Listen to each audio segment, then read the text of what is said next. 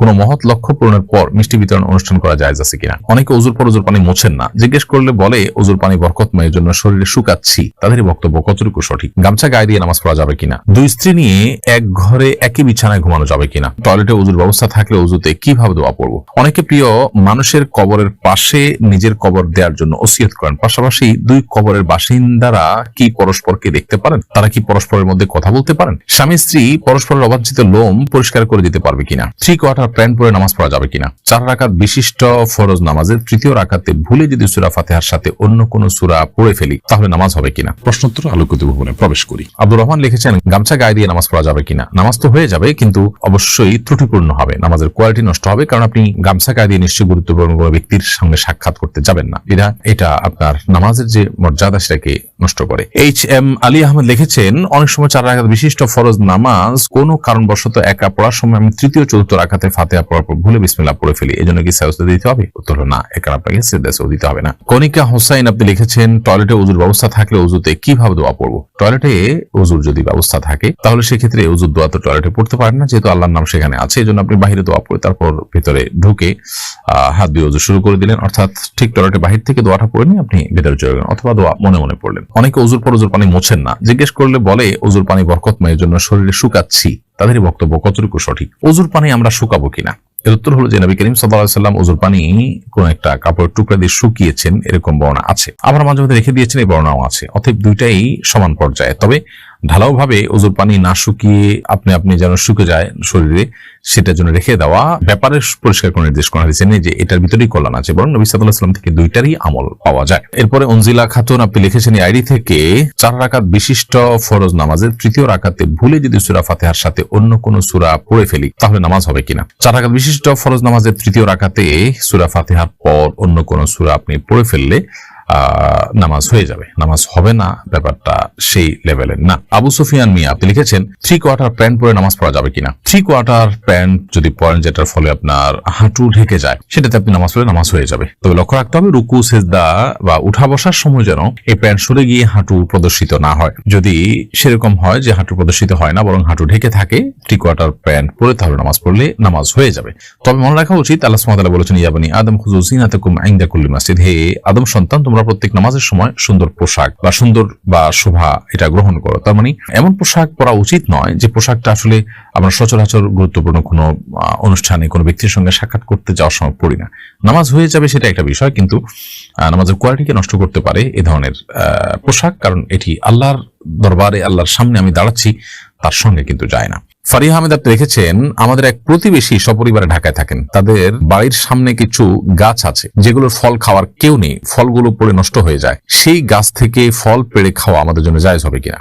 যদি গাছের ফল পড়ে নষ্ট হয়ে যায় এবং মালিক সেটা সংরক্ষণ করবার কোনো ব্যবস্থা না রাখেন, বরং ওপেন রাখেন, কোনো বেড়া টেড়া না দেন ইত্যাদি, এবং বোঝা যায় তার আচরণ থেকে যে এগুলোর ব্যাপারে তার কোনো নেই, আগ্রহ নেই, তাহলে সেক্ষেত্রে সেটা অবশ্যই অন্যদের জন্য খাওয়া জায়েজ হবে। স্বামী স্ত্রী পরস্পরের অবাঞ্ছিত লোম পরিষ্কার করে দিতে পারবে কিনা?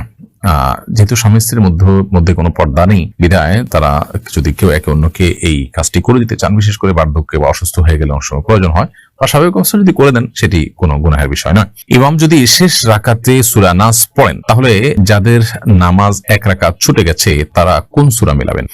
ইমাম যদি শেষ রাকাতে সূরা নাস পড়ে ফেলেন, যাদের নামাজ ছুটে গেছে তারা পরবর্তীতে সূরা নাসের আগে যে কোনো সূরাই পড়তে পারেন, এতে কোনো গুনাহ হবে না এবং তাদের নামাজও হয়ে যাবে। নুজহাত হাসান লিখেছেন, আমার হাজবেন্ডের ইন্তেকাল হয়েছে, আমি ওনার পোশাক সহ ব্যবহৃত অনেক জিনিস স্মৃতি হিসাবে রেখে দিয়েছি, এদিকে আমার গুনাহ হচ্ছে বা এর কারণে কবরে আযাব হচ্ছে?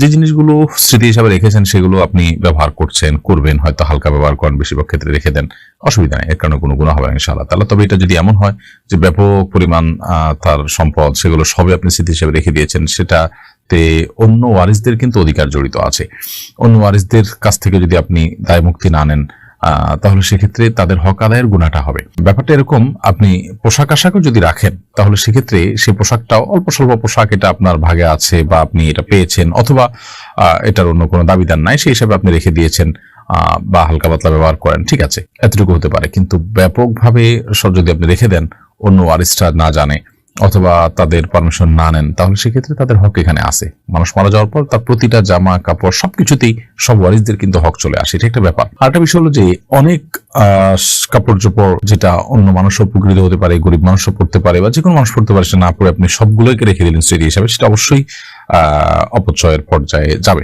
দুই স্ত্রী নিয়ে এক ঘরে একই বিছানায় ঘুমানো যাবে কিনা, যদি কারোর একাধিক স্ত্রী থাকে এবং তাদের সাথে একই সাথে তিনি শোন, যেহেতু শরিয়ার কোনো বিধান লঙ্ঘন হচ্ছে না এবং মানে এদের মধ্যে পারস্পরিক পর্দাও নেই, অতএব এটি জায়েজ আছে। বাট শারীরিক সম্পর্ক করলে সেক্ষেত্রে এখানে সতরের বিধান চলে আসবে, সেই কারণে সেটির ক্ষেত্রে অবশ্যই আপনাকে শরিয়ার বিধানের আলোকে আপনাকে করতে হবে। এবং সেক্ষেত্রে আপনার যদি একে অন্যের সতর দেখেন এরকম কোন পরিবেশ তৈরি হয়, তাহলে সেটা অবশ্যই নাজায়েজ এবং গুনাহ হবে। শাহ আলম লিখেছেন, জানাজার নামাজে যদি কেউ মাসবুক হয়, যদি এক বা একাধিক তাকবীর ছুটে যায়, তাহলে করণীয় কি? তাহলে ইমামের সাথে যে তাকবীর আপনি পেয়েছেন একটি বা দুটি, সেটি আপনি দিবেন। এরপরে যেগুলো ছুটে গেছে ইমামের সালাম ফেরানোর সময় আপনি সালাম না ফিরিয়ে আপনি বাকি তাকবীর গুলো দিয়ে নামাজ যেরকম ছুটে গেলে আপনি পড়েন, সেরকম যেগুলো ছুটে গেছে সেগুলো পড়ে তারপর আপনি সালাম ফিরিয়ে নামাজ শেষ করবেন। এরপর শাহনাজ পারভিন আপনি ইউটিউব চ্যানেলে লিখেছেন, আমি আমার ছেলেকে বলেছিলাম তুমি যদি এই সপ্তাহের মধ্যে কোরআন মাজিদ খতম না করো তাহলে আমি তোমাকে আল্লাহর কসম একটি টাকাও দিব না। সামনে 1 তারিখ হতে মাদ্রাসা টাকা দিতে হয়েছে, এরপরে সে খতম করেছে, এখন আমার করণীয় কি? আপনি সপ্তাহের মধ্যে কোরআন তেলাওয়াত করতে বলেছেন, সেই সপ্তাহের মধ্যে কোরআন তেলাওয়াত করেনি এবং সপ্তাহের মধ্যে কোরআন তেলাওয়াত না করলে আপনি তাকে আর কোনো টাকা দিবেন না বলেছেন, কিন্তু আপনাকে টাকা দিতে হয়েছে, অর্থাৎ সে আপনার কথা রাখেনি এবং আপনি আপনার শপথ ভঙ্গ করে তাকে টাকা দিতে হয়েছে। যদি এরকম হয় তাহলে সেক্ষেত্রে আপনি এখন শপথের কাফারা দিয়ে দিবেন।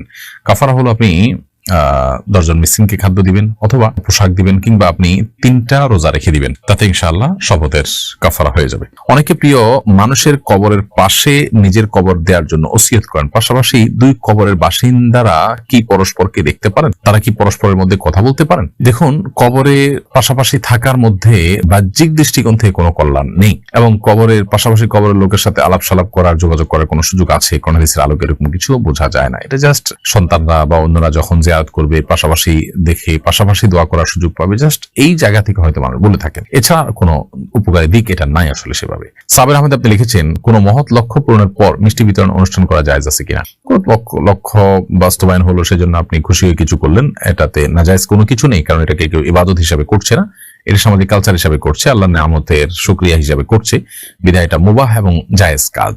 তানভীর আল কাদির আপনি এআইডি থেকে লিখেছেন, মসজিদের বাইরে ভিন্ন বিল্ডিং থেকে সাউন্ড বক্সের মাধ্যমে মসজিদের ইমামের কেরাত শুনে ইক্তেদা করে নামাজ আদায় করা জায়েজ হবে কিনা? মসজিদের বাইরে সাউন্ড বক্স যেটা আছে সেটার আওয়াজ শুনে আপনি অন্য ভবন থেকে অনুসরণ করলেন, নামাজ আদায় হবে না। কারণ হলো নামাজে আদায় হওয়ার জন্য যে ইত্তেসাল শর্ত, অর্থাৎ কাতারের মধ্যে যে আপনার কাতারের মধ্যে যে সংযোগ থাকা শর্ত, সেটি কিন্তু এখানে লঙ্ঘন হচ্ছে, অর্থাৎ সংযুক্ত থাকছে না। তো সেজন্য এভাবে নামাজ পড়লে ইক্তেদা সহি হবে না। এরকম যদি করাই যায় তাহলে তো সেক্ষেত্রে মানুষ বাসা বাড়ি থেকে মসজিদের আশপাশে মাইক দিয়ে সবাই যার যার মতো করে শরীক হতে পারে, আর মসজিদে আসার প্রয়োজন।